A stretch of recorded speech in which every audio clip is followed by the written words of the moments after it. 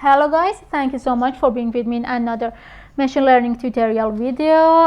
In this video we solve the problem using Lagrange coefficients. This is not the only method. There is also a very simple method. We enter these constraints into the objective function itself, and in this way we transform the optimization problem into an optimization problem without constraints.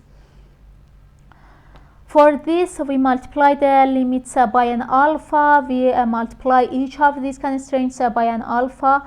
We call this alpha the Lagrange coefficient. We subtract the product from the objective function.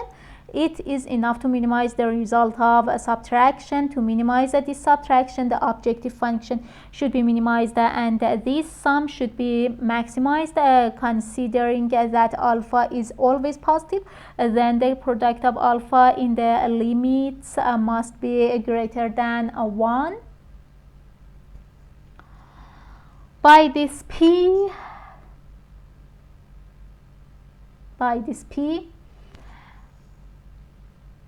that we have written here, I mean that this is the initial form of this problem.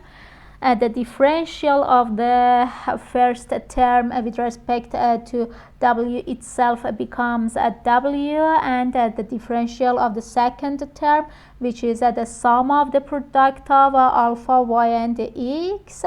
Pay attention that x is a vector and w is either positive 1 or negative 1. Now the differential would be the same x. Actually, we used theta here instead of w's in these slides. Actually, if we differentiate this sentence with respect to this theta, we will be the theta itself, and here we will have this x. You can see that. To solve the optimization problem, we consider the differential equal to 0, and once again we take the differential of this function with respect to b and set this differential equal to 0. So we got the answer to the problem, but we don't have the alphas yet. Many of our data are zeroed and discarded after finding alpha values, but those data that are not deleted are the support vectors. We have already said that these points are influential in the decision boundary equation. The decision boundary is a linear combination of the training data itself and in particular the support vectors. Now we want to replace and delete the w and b parameters and write this objective function only in terms of alphas. But this sigma term itself is the product of alpha, y, and x equal to w.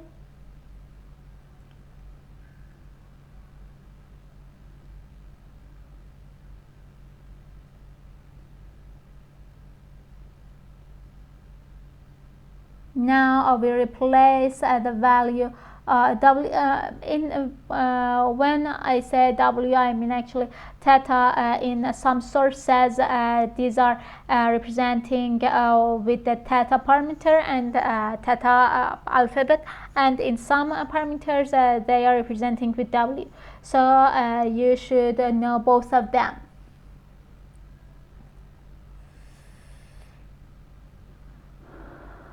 Now we replace the value of these thetas with this sigma. We treat sigma in this as differentiate differently just to make distinguish.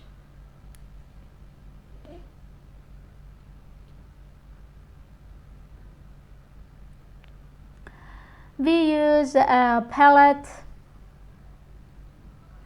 algorithm to optimize and implement this final formula. Finally, we get the alphas, and then we calculate w's or these thetas actually. and then we calculate these thetas. We can write theta as a linear combination of a number of training data. What should we do if the data is not linearly separable? We have two ways. One, let's try to separate them linearly with a line. In the real world, this is usually the case. In this case, the error will be inevitable. We call this method soft margin. The second way is to obtain a nonlinear decision boundary, which will be our next discussion. For now, we will use the first way. So the concept of a soft margin is to allow us to make mistakes, but try to keep these errors to minimum. We used to say that the data of each class must be on the other side of the margin lines, but now we consider a small error. This is the meaning of this epsilon. We want to minimize the sum of these errors, which we call soft errors. So the situation changed like this. That means we have two goals. One is to minimize the size of W and the other is to minimize these errors. But which goal is more important for us? We have to specify with this. If C is very large, it means that the classification without error is important to us, and if C is small, it means that the maximum margin is important to us. This is similar to lambda in regularization. This C is also a hyperparameter. Again, we have a constraint optimization problem, and again, a Lagrange coefficients can be used to solve it. We call this C penalty coefficient. Again, the method is similar. That is, we get the differential 3 times. We take the differential once with respect to W or theta here, for example. Once with respect to B and once with respect to epsilon. Again, using the same pellet algorithm, we perform the final optimization. Note that you do not need to save this. Memorize this actually. This was the same as the soft edge method. I have put the relevant implementations in the files for you. Be sure to review the files. But the main idea that we want to explore in this session is the idea of kernels and the nonlinear decision boundary. That is, we convert linear SVM to nonlinear SVM. In this way, we can solve more complicated problems. The idea is that we move the data into another space with much more dimensions. There is an idea in machine learning that the more dimensions we increase, the easier it is to separate the data. By doing this, in a space with very large dimensions, the data becomes linearly separable. In this example, by mapping to a 3-dimensional space, the data will be linearly separable. So we take the problem from a 2-dimensional space to 3-dimensional space. The only thing we have added is the 3rd dimension. Now we can easily separate this data with one page. The kernel function does the same for us. Its role is to do this mapping.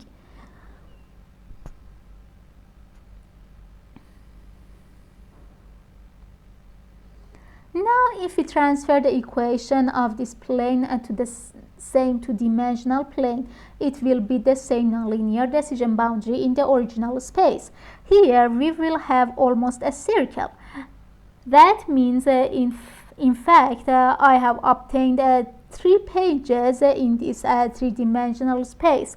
One is the decision-making border, and the other 2 are margins. Consider an inverted parabolic figure. If this plane, which we consider as decision-making reference, intersects this parabola, this cross-section will have a circular shape. In fact, these 2-dimensional plane circles are the same cross-sections.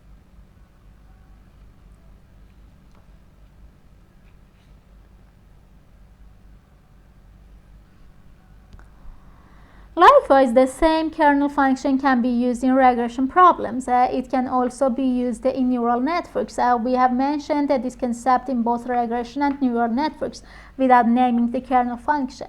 In fact, this kernel function performs the role of that hidden layer in the neural network here in SVM, and the use has become much easier.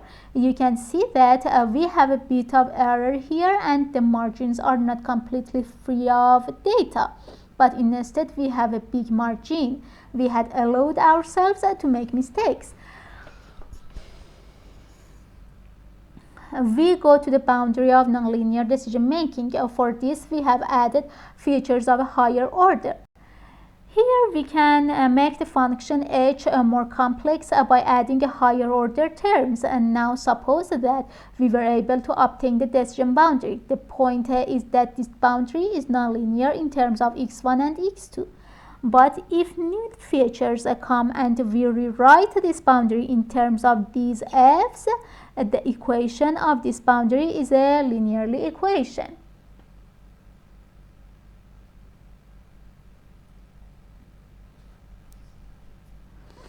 That is, we have a linear decision boundary in the 5-dimensional space. The question is where to get these features. Instead of manually adding features, we are looking for an automatic way. This way is the same kernel function. We have considered the 3 points manually. These points are called guide points. We consider a function to define similarity.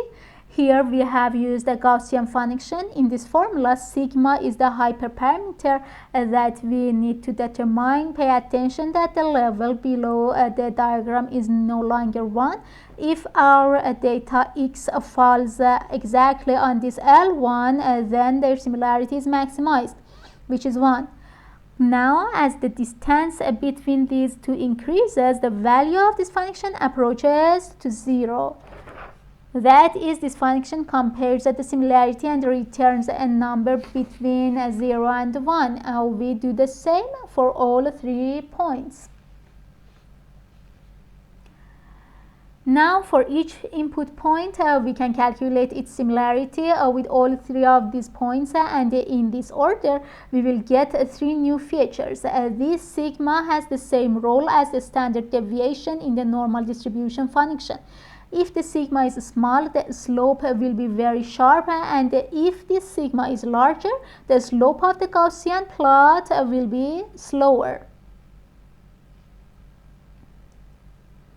Therefore, based on these characteristics, we can determine the decision-making boundary. Now, let's try for some input. Here, since x is very close to L1, its similarity with L1 is almost 1, and its similarity with L2 and L3 is almost 0. Because it is almost far from L2 and L3, because the answer of h becomes a positive value, then we can classify this data as data of +1 class.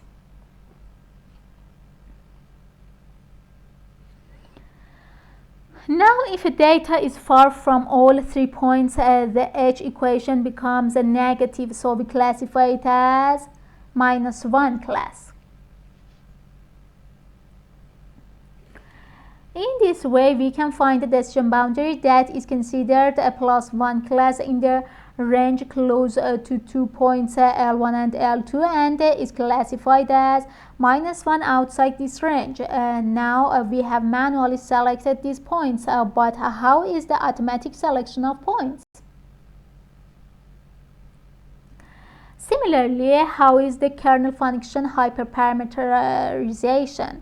Are there other kernel functions? The algorithm considers a guide point for each data exactly at its location. If we have m data, we will have m guide points. Any new data that is entered should be measured for similarity with this m, and then we obtain additional features and move the problem from an n-dimensional space to to an m-dimensional space.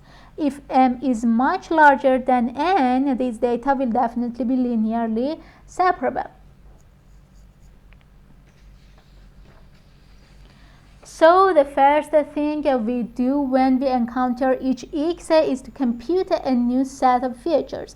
Some kernel functions are limited in the number of new features that they generate, but some other kernel functions generate an infinite number of new features and have the ability to solve very complex problems. We write the decision boundary equation in the new space. Similarly, we write this equation in the original space. We have already done these calculations. Instead of z, we put the same kernel function. Assuming that we have obtained the w, now if a new data comes, we have to classify it. Instead of w, we put the value we calculated above. This fx is fixed, so we can import it into sigma. These calculations are very time consuming. The kernel trick says that we don't need to do n calculations in the new space, provided that we have a kernel function that is equal to the inner product of these two vectors. This is computationally very beneficial to us. That is, calculations in the new space are not implicit, and all calculations are done in the main space, which has smaller dimensions. We also have soft margin here. It means that we have allowed a little error. Finally, with the help of Lagrange coefficients, we turn the problem into an unconstrained optimization problem. The solution is no different from what has been said so far. This COM matrix is also called a Geram matrix, which can be calculated at the very beginning of the work, that we don't need to calculate it all the time.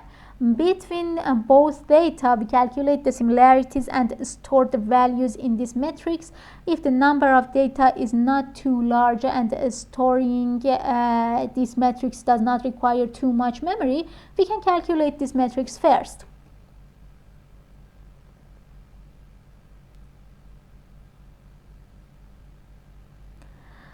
One of the characteristics that the kernel function must have is to be symmetric. This allows us to really separate the data in the new space with a single page. Okay, I don't want to bore you and make these videos very long, so I transfer the rest of the concepts and explanations into the next video. I again highly recommend you not to miss the upcoming lectures because of the very practical and important tips inside them. Have a nice time.